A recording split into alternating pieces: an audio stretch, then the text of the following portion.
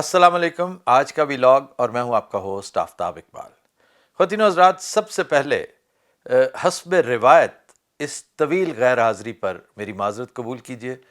اور اس دفعہ میری علالت وجہ بنی کیونکہ برطانیہ کے بارے میں آپ نے سن رکھا ہوگا کہ جن 3-4 چیزوں کا قطعاً اعتبار نہیں کیا جا سکتا ان میں سر فہرست موسم ہے. اچھا جناب، پہلے سوال کے 2 حصے ہیں کہ مڈل ایسٹ میں جنگ مزید کتنی دیر جاری رہے گی اور اس سے کیا نتیجہ نکلے گا. میں نہیں سمجھتا کہ یہ جنگ کو بہت زیادہ دیر نکالے گی.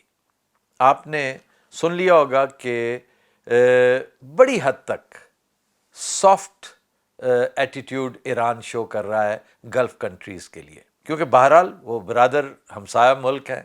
ان کی مجبوری، ان کی بد نصیبی کہ انہیں امریکہ کے شانہ بشانہ کھڑا ہونا پڑتا ہے، بلکہ یہ وہ بھاری قیمت ہے جو عام طور پر ہم جیسے ممالک کو ادا کرنی پڑتی ہے. قرائن یہی بتاتے ہیں کہ ایران نے امریکی حلیفوں کو یہ وارننگ دی ہے کہ آپ کے ہاں سے کم از کم کوئی ایگریشن ہمارے خلاف نہیں ہونی چاہیے، اگر ہوگی تو ہم اس سے بھی بڑھ کر جواب دیں گے. کیونکہ حالات نے جو روش اختیار کر لی تھی اس کے بعد تو ڈومز ڈے سیناریو ہی نظر آ رہا تھا. اس کی تفصیل میں اگلے ایک سوال کے جواب میں پیش کروں گا. تاہم اس وقت جو نظر آ رہا ہے، اور ایک لٹمس ٹیسٹ یہ ہے کہ اتحاد ایئر لائنز کو مبینہ طور پر اجازت دے دی گئی ہے کہ آپ اپنی فلائٹس ریزیوم کریں، جو بذات خود ایک اشارہ ہے کم از کم عرب کنٹریز کے لیے امن و آشتی کا. اور ویسے بھی محسوس یہی ہوتا ہے کہ ان ممالک نے اپنی تمام تر قوت، تمام توانائی بزنس پر صرف کر دی ہے، کمرشل معاملات پر صرف کر دی ہے، اور جنگ و جدل سے یہ اجتناب ہی کرتے ہیں. حوثیوں کی تھوڑی بہت پٹائی کر دی، سوڈان کو پھینٹی لگا دی، یہ ایک الگ بات ہے. اس کے علاوہ اسرائیل کے ساتھ بھی یہ نہیں لڑتے اور ایران کے ساتھ بھی نہ یہ لڑے ہیں اور نہ لڑیں گے. چنانچہ راوی چین لکھتا ہے امریکہ البتہ کچھ دیر بعد ایگزٹ بٹن دبا دے گا، عزت بچا کے نکلنے کی کوشش کرے گا، اپنے آپ کو اسرائیل کو خوب ایمبیرس کر کے بارے دیگر ایمبیرس کرے گا. 1 سال پہلے بھی اس نے یہی کچھ کیا تھا، پھر ایمبیرس کرے گا. Iran will come out stronger and taller, اور اس نے ثابت کیا ہے. اور اس دفعہ وہ گزشتہ برس کی نسبت کئی گنا بہتر پرفارمنس دے رہا ہے. رشیا اور چائنا بظاہر ٹرافی ہولڈ کریں گے، کیونکہ بڑے دبنگ طریقے سے پہلے رشیا نے اور بعد میں چائنا نے اظہار یکجہتی کیا ایران کے ساتھ، اور یہ ایک بہت بڑی دلیل ہے کہ وہ ایران کے شانہ بشانہ کھڑے ہیں. اب دیکھیے، ٹکر کارلسن ایک بڑا مشہور پوڈ کاسٹر ہے، میں سمجھتا ہوں اس وقت نمبر 1 ہے وہ. اس نے گزشتہ شب اپنے پروگرام میں ایک نیوز بریک کی ہے کہ قطر اور سعودی عربیہ میں موساد کے ایجنٹس پکڑے گئے ہیں. یہ وہ لوگ ہیں جو وہاں پر قتل و غارت کروانا چاہتے تھے، مور اور لیس ایسے ہی جیسے چند دن پہلے ٹیکساس میں ہوا ہے. تو یہ ایک خاص طریقہ ہے ان کا، یہ جیسے یہ فالس فلیگ آپریشن، یہ ہنی ٹریپ، یہ ایپسٹین فائلز، یہ طریقے دنیا کو انٹروڈیوس ہی ان لوگوں نے کروائے ہیں. یہ کم وقت تو اس حوالے سے اولمپک چیمپئنز ہیں. تو اگر قطر نے، سعودی عربیہ نے ان کو پکڑا ہے اور ان کو باقاعدہ ٹانگیں گے، تو پھر اس کی وجہ ہے کہ دے ڈونٹ وانٹ وار. وہ اس طرح کا معاملہ نہیں چاہتے جس میں انہیں ڈریگ کیا جا رہا ہے. سچ پوچھیں تو نہ صرف قطر کو، پورے کے پورے گلف کو، سعودی عربیہ کو، بحرین کو، اور تو اور امریکہ کو ڈریگ کر کے اس جنگ میں جھونکا گیا ہے.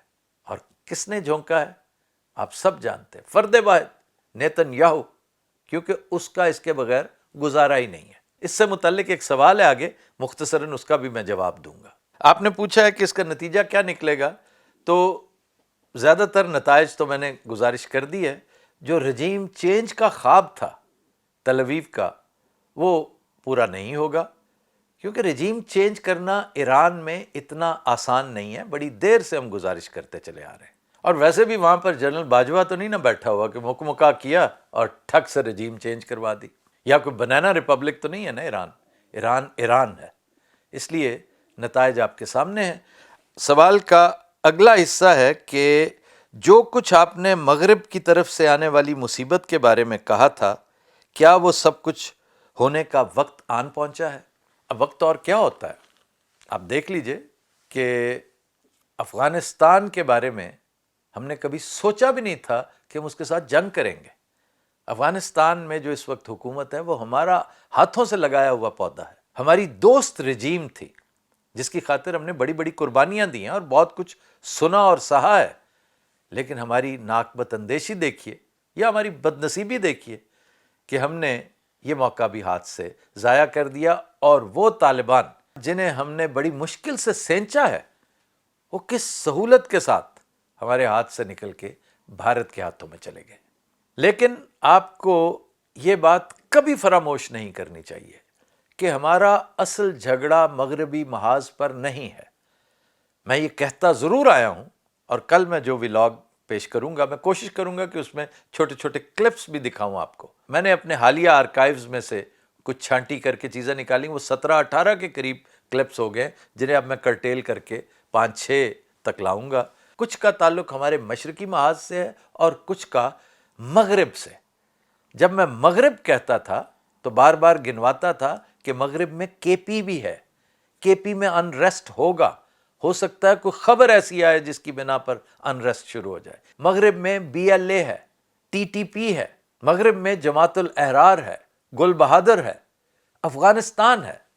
یہ ساری چیزیں مل کر آپ کا مغرب بنتی ہیں۔ لیکن میں پھر کہہ رہا ہوں، پہلے بھی کہا تھا، بار بار کہا تھا، آج بھی کہہ رہا ہوں اور آئندہ بھی کہتا رہوں گا، لیکن یہ زیادہ دیر نہیں نکالے گا کیونکہ یہ سلسلہ اب اپنے منطقی انجام کی طرف بڑھ رہا ہے اور بڑی تیزی سے بڑھ رہا ہے کہ مغرب میں جو کچھ ہو رہا ہے یہ صرف اور صرف ہمیں بلیڈ کروانے کے لیے، ہمیں چھوٹے چھوٹے زخم لگانے کے لیے، ہمیں انگیج کرنے کے لیے ہے، اور جس کا یہ پلان ہے وہ اپنے مقصد میں خوب کامیاب نظر آتا ہے۔ اب ایک اگلے سوال میں ایک صاحب نے پوچھ رکھا ہے، میں یہیں پہ تذکرہ کر دیتا ہوں بجائے اس کے کہ ایک سیپریٹ سوال کیا جائے، کہ طالبان کے پیچھے کون ہے جو انہیں ہلا شیری دے رہا ہے؟ بھئی وہی ہے جو آپ کا ازلی اور ابدی دشمن ہے، بھارت۔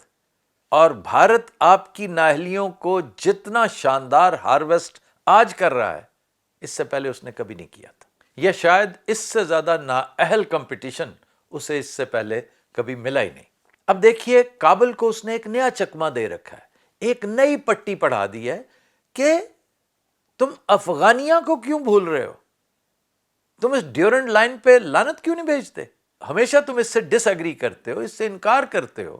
جس طرح پاکتیہ ہے اسی طرح افغانیہ ہے، اور یہ اٹک تک آئے گا کہ پورے کا پورا کے پی، سارے کا سارا اٹک تک یہ تو تمہارا ہے، اور ہم اس میں تمہاری مدد کریں گے۔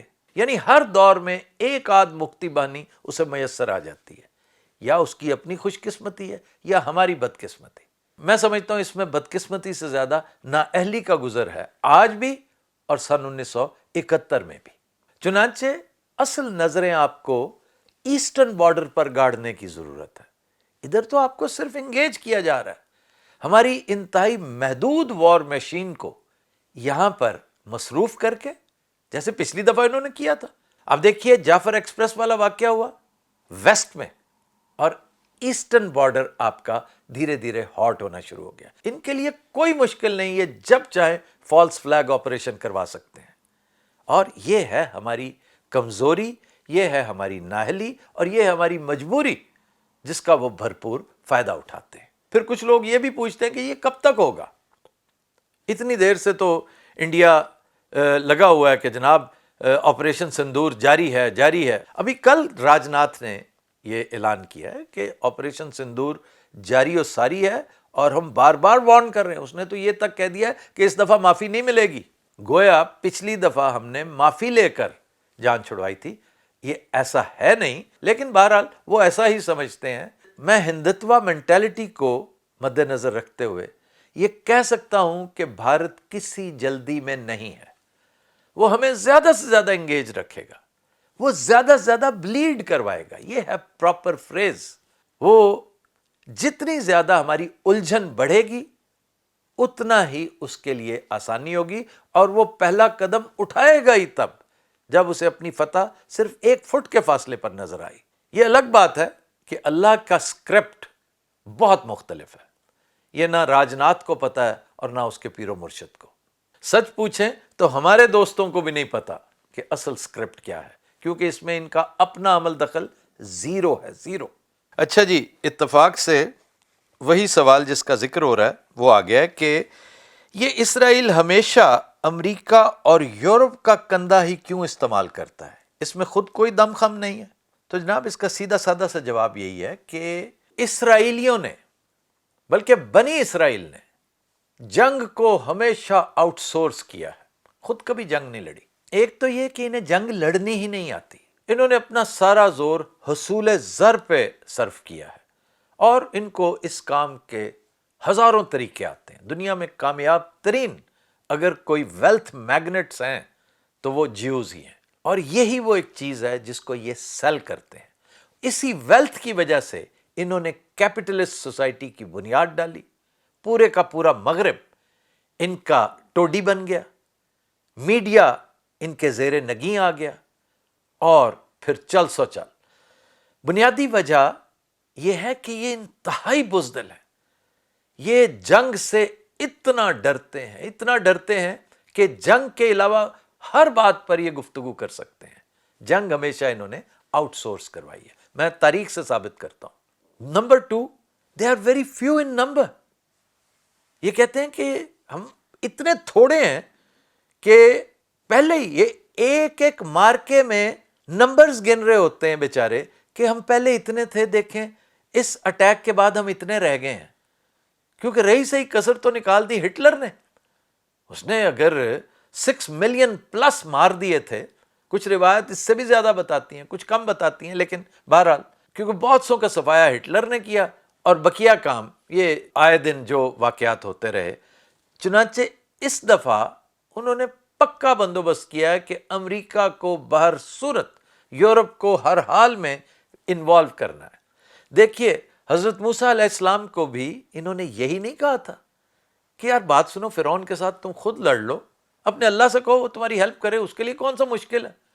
ہم اتنی غلامی کاٹ کے آئے ہیں، ہمیں میٹھے چشموں کا پانی پینے دو یار، پیٹ بھر کے کھانا کھانے دو، زندگی کا تھوڑا سا مزہ لینے دو، فرعون کے ساتھ جاؤ تم خود لڑو۔ یہ تھا وہ بدلہ جو انہوں نے موسیٰ علیہ السلام کے احسان کا چکایا، اور یہی وجہ ہے کہ ہمیشہ نہ شکر کہلائے، آج بھی یہی کرتے ہیں۔ آپ سرویز دیکھیے، اوپینین پولز دیکھیے، یورپ میں، امریکہ میں پبلک نے کبھی اسرائیل کو اتنا کنڈیم نہیں کیا جتنا آج کر رہے ہیں۔ امریکی کنونسڈ ہیں کہ ہمارا سب سے بڑا دشمن نہ چائنا ہے نہ رشیا ہے، ہمارا سب سے بڑا دشمن اسرائیل ہے، کہ جو ہمارے ریسورسز کھاتا چلا جا رہا ہے، چوس رہا ہے، خون چوس رہا ہے لائک اے پیراسائٹ۔ چنانچہ بدنصیبی دیکھیے کہ نہ چاہتے ہوئے بھی جو بائیڈن ان کی ٹیون پہ ناچتا رہا، بڑا بش، چھوٹا بش، اور اب ٹرمپ، اور اس دوران یہ جو میسنا بن کے بیٹھا ہوا ہے باراک اوباما، اپنی طرف سے بہت بڑا انصاف پسند ایڈیولوگ بنتا ہے، ڈیموکریٹ ہے، وہ بھی دڑ وٹ کے چپ کر کے بیٹھا ہوا ہے کہ کہیں کوئی ایسی بات نہ کر دے کہ جس سے تل اویو ناراض ہو جائے، کیونکہ اس کو ناراض کر کے آپ کرسی حاصل نہیں کر سکتے دنیا میں کہیں بھی۔ یہ تو پھر امریکی صدارت ہے، اور یہ جو اوت ہے، یہ جو احمق اول ہے امریکہ کا، وہ ان کے ہاتھ میں ایک بالکل پپٹ بنا ہوا ہے، ایک پون کی طرح بیچارہ پھدک رہا ہے، کبھی ادھر کبھی ادھر، اسے کک پتہ نہیں کہ وہ کر کیا رہا ہے، کہہ کیا رہا ہے۔ اچھا جی، میں چونکہ مختصر رکھنے کی کوشش کروں گا ہر جواب کو، آگے چلتے ہیں کہ ایرانی سپریم لیڈر کی شہادت بارے آپ کی کیا رائے ہے، اور اس سے ایران اور مڈل ایسٹ پر کیا اثرات مرتب ہوں گے۔ تو اس سے بڑی بدنصیبی کیا ہو سکتی ہے کہ مسلم ورلڈ ایک طرف کھڑی ہے، اور ایک مرد اہن جو کلمہ حق کہہ رہا تھا اس کو انہوں نے ایلیمینیٹ کر دیا، لیکن اس نے شہادت کی جو تاریخ رقم کی ہے وہ نہ صرف ایرانی قوم کے لیے بلکہ انشاءاللہ دین اسلام کے لیے بھی تقویت کا باعث ہوگی۔ سچ پوچھیں تو امریکیوں نے اسرائیلیوں نے ایرانی قوم پر اور سپریم لیڈر پر ظلم کرتے کرتے ایک بہت بڑا احسان کر دیا ہے کہ وہ ایرانی قوم جو ایک طرح سے ہاؤس ڈیوائیڈڈ نظر آ رہی تھی، ابھی چند ہفتے پہلے ہنگامے پھوٹے ہوئے تھے، ہر شہر میں شور و غل مچا ہوا تھا، وہ رضا پہلوی شیلوی اس کے اوپر ٹاکی شاکی پھیری جا رہی تھی، اس کو تیل شیل دے کے پھر سے دھوپ لگوائی جا رہی تھی، جس طرح ہمارے ہاں میاں نواز شریف کو لگوائی گئی تھی آج سے کوئی 2-1 سال پہلے، بالکل اسی طرح رضا شاہ پہلوی کے بیٹے کو۔ وہ ہاؤس یونائٹڈ نظر آ رہا ہے آپ کو، نہ صرف یہ بلکہ پورے عالم اسلام اٹھ کھڑے ہوئے ہیں۔ آپ دیکھیے پاکستان میں آپ کو رد عمل نظر نہیں آیا، اور بحرین میں، عراق میں، کویت میں، آپ نے اگر مڈل ایسٹ کی بات کی ہے نا تو یہاں پر اس کے بڑے کلیئر اثرات نظر آ رہے ہیں، اور کوئی بعید نہیں، یہ ذرا تھوڑا سا برید کر لینے دیں، سکھ کا سانس لے لینے دیں رجیم کو، جس کو چینج کرنے کی خواہش تھی نیتن یاہو کی، جو پوری نہ ہوئی نہ ہوگی۔ اور بحرین میں جس طرح آپ کو اینٹی رائٹس فورس نظر آ رہی ہے سڑکوں پر، کوئی بعید نہیں کہ وہاں پر رجیم چینج ہو جائے۔ عراق میں بھی مسائل ہیں، کویت میں بھی مسائل ہیں۔ مڈل ایسٹ کا پورا یہ نقشہ سمجھ میں آتا ہے کہ ایران کے ساتھ آپ اس طرح کا پنگا لے کر اپنا مرکنٹائل پاسچر اختیار نہیں کر سکتے، یعنی شیشے کے گھر میں بیٹھ کر آپ سنگ باری نہیں کر سکتے۔ یہ ہے اس کا بہت بڑا امپیکٹ پورے مڈل ایسٹ پر۔ پھر ایران کی دھاک مزید بیٹھ گئی ہے ان لوگوں کے دلوں پر کہ اس کی تو فائر پاور ہی بہت تگڑی ہے۔ میں بار بار کہتا ہوں کہ it is not the fire power that matters much, اصل پاور یہاں ہوتی ہے اگر آپ کا دل مضبوط ہے، اگر آپ کے اندر کردار ہے، انٹیگریٹی ہے، تو فائر پاور اللہ تعالیٰ ویسے ہی دے دیتا ہے آپ کو۔ ایران کے پاس یہ دونوں چیزیں موجود ہیں۔ پھر امریکہ کی سبکی، یعنی میں نے پہلے بھی تذکرہ کیا ہے کہ امریکہ مستقل ایمبیرس ہوتا چلا آ رہا ہے، خاص طور پہ امریکی صدر، کبھی اس کو ایپسٹین فائل پریشان کر رہی ہوتی ہے، کبھی اس کو انٹرنل ڈیٹ پریشان کر رہا ہوتا ہے، کبھی اس کو مڈ ٹرم الیکشنز کی جرجری پریشان کر رہی ہوتی ہے، اور رہی صحیح کسر نکال دی اس حالیہ ایڈونچر نے۔ سپریم لیڈر کی شہادت کے حوالے سے میں ابھی چند دن پہلے مشاہد حسین صاحب کی ایک گفتگو سن رہا تھا، مجھے لگتا ہے موصوف رسٹی ہو گئے، یا بزرگی نے انہیں کو ضرورت سے زیادہ سلو کر دیا ہے، کیونکہ ان کا ریڈار کافی تگڑا ہوا کرتا تھا، اب تو لگتا ہے ہر سیل کمزور ہو گیا ان کا۔ کہتے ہیں کہ یہ اندرونی سازش ہوئی ہے، کوئی انہیں بہلا پھسلا کر اپنے بنکر سے آفس میں لایا گیا اور وہاں حملہ کروایا گیا۔ او حضور، ایسا نہیں ہے۔ آپ نے اسکاٹ رٹر کی گفتگو نہیں سنی کیا؟ ہمارے رائے ثاقب نے اس کا انٹرویو کیا اور بڑا بروقت کیا، اور اسکاٹ رٹر چیزوں کو جانتا ہے، سمجھتا ہے، اور بڑے اچھے انداز میں اس نے ایکسپلین کیا ہے، اور لاجک ہے، کچھ لاجک اس نے دیا اور کچھ سمجھ آتی ہے۔ قرائن بتاتے ہیں کہ اگر وہ کسی بنکر میں رہ رہے ہوتے تو کیا میٹنگ وہاں نہیں ہو سکتی تھی؟ اس قدر خطرناک ماحول میں وہ کیوں چل کے آئے؟ وہ اپنے گھر میں رہتے تھے۔ اسکاٹ نے ایک بڑی اہم بات کی طرف اشارہ کیا ہے، آیت اللہ خامنائی شہید کی اپنی تقریر، جس میں انہوں نے یہ کہہ رکھا ہے کہ میں ایک کمزور جسم، ناتواں جسم کا مالک ہوں، لاتعداد بیماریاں مجھے لگی ہوئی ہیں۔ اسکاٹ رٹر نے مبینہ طور پہ کینسر کا تذکرہ کیا ہے۔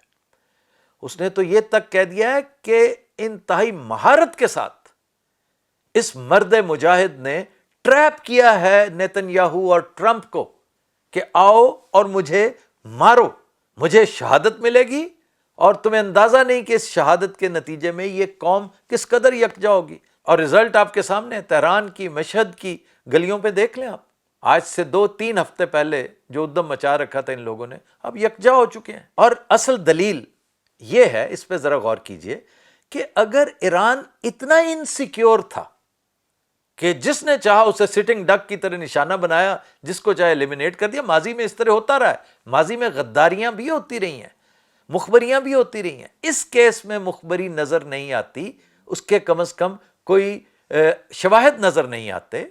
اگر ان کا اسلحہ محفوظ ہے، جو دھڑا دھڑ استعمال ہو رہا ہے، وہ سائلوز جن میں ہر چیز پڑی ہوئی ہے، وہ محفوظ ہے، تو اپنے سپریم لیڈر کو یہ محفوظ مقام پر نہیں رکھ سکتے تھے کیا؟ تو پھر اہل خانہ کا کیا کام تھا اگر یہ آفس میں سارے معاملات کر رہے تھے؟ تو وہ آفس اس گھر کا ہی حصہ ہے، گھر کے ساتھ ملحقہ ہے. وہ گھر میں ہی رہ رہے تھے اور کہہ کے رہ رہے تھے کہ جہاں میرے اہل و عیال ہیں میں بھی وہیں رہوں گا. چنانچہ اس شہادت نے ایرانین وار مشین کو ایک نئی توانائی دی ہے، اور اس کا رزلٹ آپ کو نظر بھی آ رہا ہے. تو آپ نے اگر میری اوپینین مانگی ہے تو میں بلا خوف تردید کہوں گا کہ وہ جو ایک عظیم الشان بات کہی جاتی ہے شہداء کے بارے میں، 65 میں ہمارے شہداء کے بارے میں بھی عزیز بھٹی شہید کے مونومنٹ پہ یہ لائن لکھی ہوئی ہے. میں یہی لائن آیت اللہ خامنائی شہید کے بارے میں بھی کہوں گا کہ انہوں نے اپنا آج ایرانی قوم کے کل پر قربان کر دیا. اچھا جی، پھر ایک قدر مخولیہ سی کوئری ہے کہ کیا یہ درست ہے کہ ایرانی میزائلوں نے U S S Abraham Lincoln کو ہٹ کیا؟ بھائی اس کے شواہد کم از کم سامنے نہیں آئے.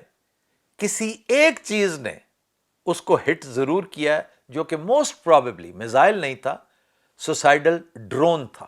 اس نے کوئی لمبا چوڑا نقصان تو نہیں پہنچایا، تاہم اتنا ضرور ہوا ہے کہ U S S Abraham Lincoln جو اپنے آپ کو اوتار سمجھتا تھا کسی دیوتا کا، ریٹریٹ کر کے پوزیشن چینج کر بیٹھا ہے، بہت پیچھے چلا گیا کہ نہیں بھئی یہاں نہیں بیٹھنا، یہاں پر تو ہم نشانے پر ہیں. تو یہ بذات خود بہت بڑی سمبولک شکست ہے، اور اس پورے ماحول نے ایک چیز ثابت کر دی ہے کہ اگر یہ بڑے کیریئرز جو، اور اب چونکہ چائنا نے انہیں کیریئر ڈسٹرائر بھی دے دیے ہیں، شاندار میزائل ہے، وہ پانی کی سرفیس پہ چلتا ہے، ٹارپیڈو سے تھوڑا سا یوں سمجھ لیجئے اوپر، اور ٹارگٹ کے قریب جا کے سر اٹھاتا ہے تب ریڈار میں آتا ہے، لیکن اس وقت تک بہت لیٹ ہو چکا ہوتا ہے. تو اگر ایک آدھ کو ہٹ کر جائے تو پورے علاقے میں اس وقت جو جو نقصانات ہو چکے ہیں امریکی انٹرسٹ کو، تو دور دور تک کوئی ورک شاپ ہی نہیں ملے گی انہیں، وہ تو کوئی سائیکلوں کی دکان نہیں جسے پنکچر ہی لگوا لیں گے. انہیں الٹیمیٹلی وہاں سے روٹرڈیم جانا پڑے گا. اندازہ کر لیجئے کہ یہ کہاں ہے اور نیدرلینڈز کہاں پہ ہے. تو اس لیے اب پورے کا پورا منظر چینج ہو گیا ہے، ٹرانزیشن کر گیا ہے. اس 3-4 روزہ جنگ نے، ابھی چند دن ہوئے، ایک بہت بڑی ٹرانزیشن ایکسپیرینس کی ہے، اور آنے والے دنوں میں ابھی اور بہت کچھ آ رہا ہے، بہت کچھ. جگر تھامے رکھیں، آپ کو دیکھنے کو اتنا کچھ ملنے والا ہے کہ آپ حیران رہ جائیں گے. اچھا جی، آگے ہے کہ کہا جاتا ہے کہ اس واردات کے بعد صدر ٹرمپ کے لیے نئے مسائل نے سر اٹھا لیا ہے. وہ کیا کیا ہے؟ سب سے اہم تو یہ ہے باڈی بیگز. آپ نے اس پہ غور کیا کہ امریکہ میں یہ کتنی اہم چیز ہے کہ لوگ حساب کتاب مانگتے ہیں بھی کتنے بندے جان سے گئے، کتنے امریکی مارے گئے. آپ کو نمبر بتانا پڑے گا، ایگزیکٹ نمبر، اور ایگزیکٹ نمبر تو اب تک سینٹ کام نے بھی نہیں بتایا. خاص طور پہ بحرین میں جو کچھ ہوا ہے وہ ایک راز ہی رکھا جا رہا ہے. فی الحال کوئی لمبا چوڑا نمبر نہیں دیا جا رہا، جبکہ حقیقت اس کے اپیرنٹلی برعکس ہے. بہرحال 2 باڈی بیگز بھی آتے ہیں نا، تو امریکہ جیسے ملک میں یہ میٹر کرتے ہیں، کیونکہ کوئی ہمارے جیسا تھرڈ ورلڈ تو ہے نہیں نا کہ ڈیلی بیسس پر 100 بندہ مرتا رہے. خیر ہے، ہمارے پاس تو یہ بالکل مویشیوں کی طرح ہیں. وہاں پر آج بھی، یا کم از کم تاحال، انسانوں کو انسان سمجھا جاتا ہے. تو یہ ایک بہت بڑی فکر مندی ہے جس نے ٹرمپ کو بیٹھے بٹھائے آ لیا. دوسرا، نقصان کا تخمینہ ذرا لگائیں نا. یہ قطر والا ریڈار ہی 1 بلین پلس کا تھا. بحرین میں جو کچھ ہوا وہ کس کھاتے میں ہوگا؟ کویت میں جو کچھ ہوا وہ کدھر جائے گا؟ 3 جہاز. دیکھیں، جیسے کہا کرتا تھا ٹرمپ، جیٹس، بیوٹیفل جیٹس، تو یہ بھی بیوٹیفل جیٹس ہیں جو گرے ہیں. ذرا ان میمز کا جواب دو جو بھارت میں بن رہی ہیں، امریکہ میں بن رہی ہیں، یورپ میں بن رہی ہیں. اور اس سارے شور شرابے کے درمیان ایک سوال اٹھ رہا ہے کہ یہ سب کچھ کانگریس سے پوچھے بغیر تم نے کیسے کر لیا؟ کیوں نہ تمہیں امپیچ کیا جائے، کیوں نہ تمہیں بتایا جائے کہ تم بگٹٹ گھوڑے کی طرح جو بھاگتے چلے جا رہے ہو، تم ایتھیوپیا کے صدر ہو، کانگو کے صدر ہو، تمہیں کوئی پوچھنے والا نہیں ہے. بہرحال کہیں اور کوئی پوچھے نہ پوچھے، نومبر کے مڈ ٹرم الیکشنز میں ٹرمپ صاحب جب تک آپ لمبی چوڑی دھاندلی کا اہتمام نہیں کرتے، اپنے پاکستانی دوستوں سے مشورہ نہیں کرتے، وہاں کا کوئی فارم 47 ایجاد نہیں کرتے، کوئی بچت، کوئی چھوٹ نہیں ہے، آپ کو شکست فاش ملے گی، اور اس کی گواہی امریکہ میں بچہ بچہ دے رہا ہے۔ یہی وجہ ہے کہ آپ کی جو نیندیں ایپسٹین فائل نے حرام کی ہوئی تھی، اب اس جنگ کے بعد مڈ ٹرم الیکشن کا خواب آپ کو ڈراؤنے خواب کی شکل میں آیا کرے گا، یہ نائٹ میئر اب آپ کا پیچھا نہیں چھوڑے گا۔ اب اس جنگ کے اثرات میں سے ایک عجیب و غریب ہوش ربا نتیجہ یہ بھی سامنے آ رہا ہے کہ $5,000 کا ایک ڈرون، جیسے کہتے ہیں ایک ڈرون، جیسے کہتے ہیں ایک مچھر، ایک ڈرون $5,000 کا۔ $5,000 کا تو وہ ڈرون نہیں آتا جو ہماری فلموں میں شوٹنگ کے کام آتا ہے، تو وہ ایک ڈرون پورا ایئرپورٹ بند کروا سکتا ہے، اور ایئرپورٹس بند ہوئے۔ آپ نے وہ تماشا دیکھا، دنیا کے مصروف ترین ایئرپورٹس کا حشر جو دیکھا آپ نے۔ پھر سٹاک ایکسچینج بند ہے، کویت میں بھی، قطر میں بھی، یو اے ای میں بھی، تو یہ اثرات ہی ہیں نا اس کے۔ ایک دم ریئل اسٹیٹ میں زلزلہ آ گیا، تو آئی ہوپ یہ سلسلہ زیادہ دیر رہے گا نہیں، لیکن اثرات بہرحال یہ ہیں۔ پھر پیٹرول پرائسز ہیں، ان کا ذکر آگے چل کے میں کرتا ہوں، وہ بھی ایک بڑا اہم ایک فیکٹر ہے، یعنی آبنائے ہرمز، اسٹریٹ آف ہرمز بند ہے۔ دنیا کی سب سے بڑی شپنگ لائن جو ڈنمارک کی کمپنی ہے، اس نے اپنے آپریشنز بند کر دیے، جس کی وجہ سے ہر بڑا ایکسپورٹر امپورٹر افیکٹ ہوا ہے۔ یہ بھی اسی کے اثرات ہیں۔ نیتن یاہو نے یہ پری ایمپٹ نہیں کیا تھا، کیا بھی ہو تو وہ اتنا خود غرض آدمی ہے، اس نے جب بھی دیکھا ہے اپنے آپ کو دیکھا، اس کے علاوہ اسے کچھ نظر نہیں آتا۔ جس کو غزہ میں سسکتی اور بلکتی انسانیت نظر نہیں آئی، اسے اور کیا نظر آنا۔ اچھا جی، اگلا سوال بھی گزشتہ سے ایک طرح سے پیوستہ ہی ہے، اس کو اسی کے ساتھ ہی دیکھیں تو بہتر ہے، اور میں غیر ضروری طوالت کو اوائڈ کروں گا کہ امریکہ مسلم ممالک کو جنگ میں جھونک کر خود صرف اسرائیل کی حفاظت میں مصروف ہے، اور کسی کی اس کو فکر ہی نہیں ہے۔ اس میں آپ نے ایک سعودی اعلیٰ افسر کو شور مچاتے اور ان کی جان کو روتے سنا ہوگا کہ یہ ہمیں ڈریگ کر کے اس جنگ میں، پیچھے میں نے یہی گزارش کی ہے، خود صرف اس کی حفاظت پہ لگا ہوا ہے، ہمارا ستیہ ناش کرتا چلا جا رہا ہے۔ یعنی ہمیں یہ یقین دہانی ہے کہ جہاں جہاں میری بیس ہے، جہاں جہاں میرا کیمپ موجود ہے، آپ کو فکر کرنے کی ضرورت نہیں ہے۔ وہ آئرن ڈوم ہر جگہ ذلیل و رسوا ہو رہا ہے، ایرانی میزائل اس کا چیزہ لیتے ہیں۔ آپ نے دیکھا ہوگا اس دفعہ اس کے میزائلز ایک عجیب غچہ دے کر نکل جاتے ہیں، پہلے قریب جا کے سلو ہوتے ہیں، پھر تیز ہو کے نکل جاتے ہیں۔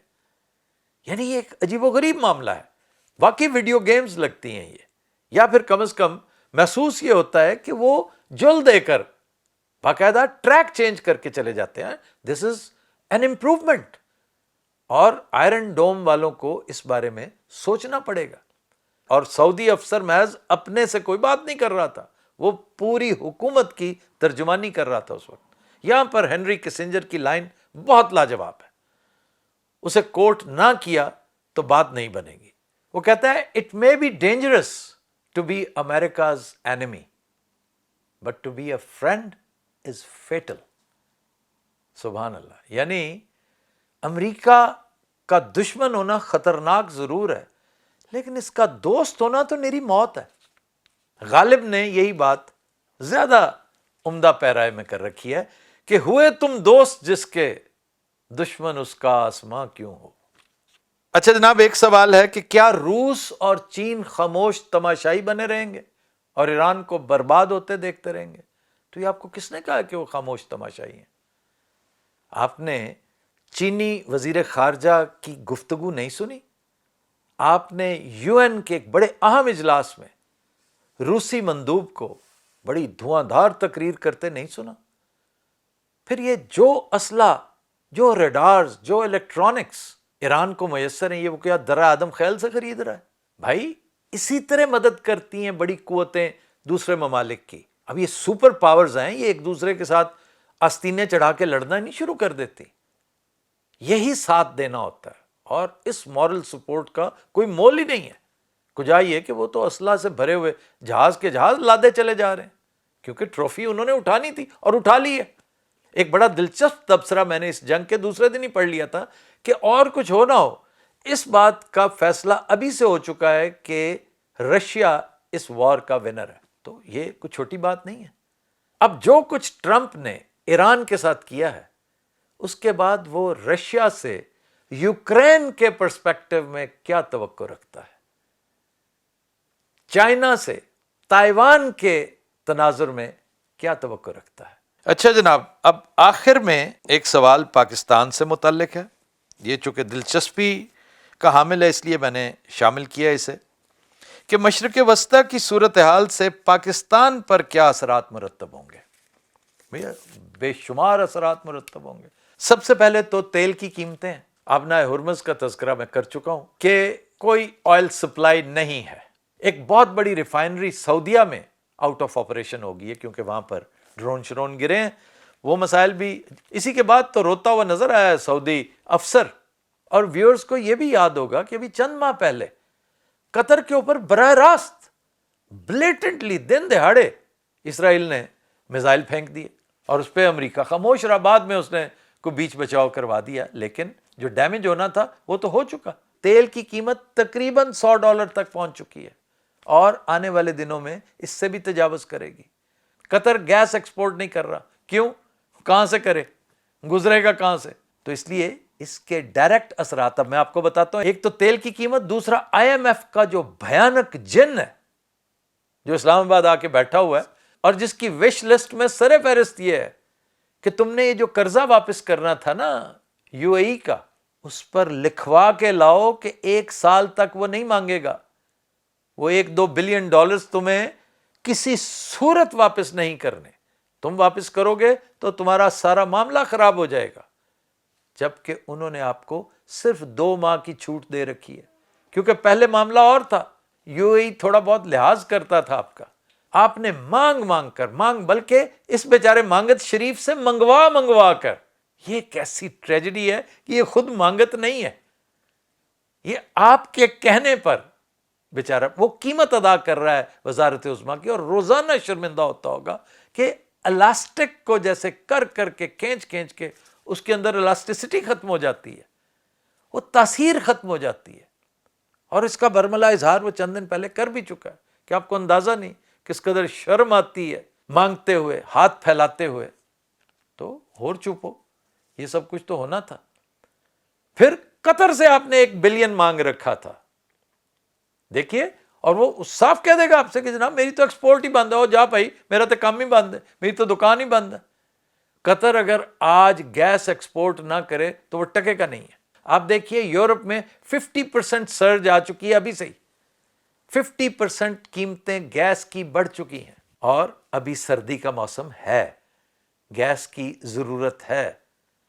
گیس کی کب ضرورت نہیں ہوتی، سردی ہو گرمی ہو۔ کہنے کا مقصد یہ ہے کہ ہمیں وہ $1 بلین جس کے لیے ہم بڑے پاپڑ بیل چکے تھے، وہ شاید کھٹائی میں پڑ جائے۔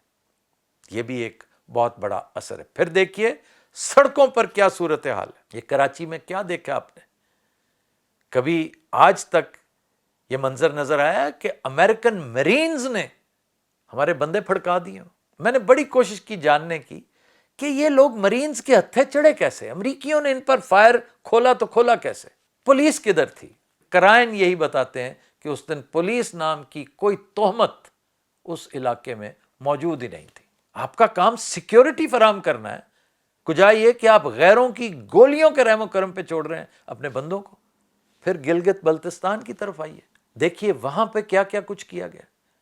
میں آپ کو پوری تفصیل نہیں بتانا چاہتا کیونکہ یہ بڑی دکھ بھری بات ہے، اب تک آپ کو پتہ چل چکا ہوگا۔ کم از کم مجھ میں حوصلہ نہیں ہے کہ میں آپ کو جلتی ہوئی وہ عمارتیں دکھاؤں اور بتاؤں کہ یہ کون سی عمارت ہے جو جل رہی ہے۔ یہ سب کچھ اسی کا شاخسانہ ہے۔ اسلام آباد میں بھی یہی کچھ ہوا ہے، اور رہی صحیح کسر عنقریب نکالے گی TTP، جماعت الاحرار، گل بہادر، اور وہ اعلان کر کے اپنے جتھوں سے کہہ رہے ہیں کہ جو واردات ڈالی جائے وہ فوراً ویڈیو کی شکل میں انٹرنیٹ پہ ڈالیں تاکہ پتہ چلے کہ ہم بھی ایگزسٹ کر رہے ہیں۔ یعنی جہاں جو کام ڈالا جائے اس کو بطور سٹیٹمنٹ دنیا کے سامنے پریزنٹ کیا جائے۔ ادھر ڈونلڈ ٹرمپ کے تفکرات میں اضافہ ہو چکا ہے اور ادھر ان دوستوں کے جو بھی کل اس کو نوبیل پیس پرائز دلوانا چاہتے تھے، نوبیل پیس پرائز۔ چلتے چلتے آخری گزارش، خواتین و حضرات، جو کچھ ہونا ہے وہ ہو کے رہے گا، اب آپ اس کو انڈو کر نہیں سکتے، کیونکہ اللہ کی رسی کو تھامنے کی بجائے آپ نے بورڈ آف پیس کا رسہ تھام لیا ہے۔ چنانچہ اب جو کچھ آ رہا ہے اسے خاموشی سے بیٹھ کر بھگتیں۔ آپ سے ملاقات ہوگی انشاءاللہ نیکسٹ ولاگ میں۔ انٹل دین، اللہ حافظ و ناصر۔